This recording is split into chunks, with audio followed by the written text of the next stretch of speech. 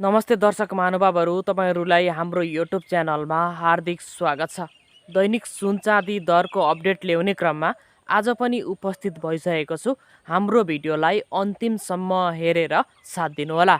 साथै च्यानललाई सब्स्क्राइब गर्नुभएको छैन भने हाम्रो च्यानललाई सब्स्क्राइब पनि गर्नुहोला। आजको दिन छापावल सुन र चाँदीको अवस्था के छ? हिजोको तुलनामा छापावल सुन बढेको छ या घटेको छ र चाँदीको अवस्था के छ? सबै अपडेट हाम्रो भिडियोमा रहनेछ। हाम्रो भिडियोलाई पुरापुरी हेरेर साथ दिनुहोला। भिडियोलाई म सुरुवात गर्न चाहन्छु। आज मिति 2082 साल माघ 14 गते बुधबार। आज सबैभन्दा पहिला म चाँदीको अपडेट दिन गइरहेको छु। आज चाँदीको मूल्य 430 रुपियाँले बढेको छ। आज चाँदीको मूल्य पुगेको छ 7300।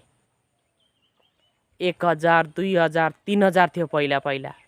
त्यस पछाडि 4000, 5000, 6000 पुगेको थियो। अहिले चाँदी 7000 पनि पार गरेर 7300 रुपियाँमा कारोबार भइरहेको छ।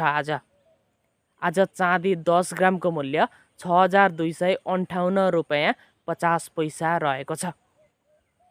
अब पालो छापावाल सुनको बारेमा। आज सुनको भाउ पनि अत्याधिक बढेको छ। आज सुनको भाउ 9500ले बढेको छ एकै दिन। आज सुनको भाउ 3,18,800 रुपियाँ पुगेको छ। 1 लाख, 2 लाख, 3 लाख त पार गर्यो। अब अझै माथि गइरहेको छ। 3.5 लाख झन्नै पुग्न आँटेको छ। आजको भाउ फेरि एकपल्ट भन्दैछु 3,18,800। त्यस्तै छापावाल सुन 10 ग्रामको मूल्य 2,73,320 रुपियाँ रहेको छ। नेपाल सुन चाँदी व्यवसायी महासङ्घले दिएको जानकारी अनुसार आज 10 ग्रामको मूल्य फेरि भन्दैछु 2,73,320। समग्रमा भन्नुपर्दा आज चाँदीको मूल्य 430 रुपियाँले बढेको छ भने सुनको मूल्य आज 9500 रुपियाँले बढेको छ। आज माघ 14 गतेको अपडेट।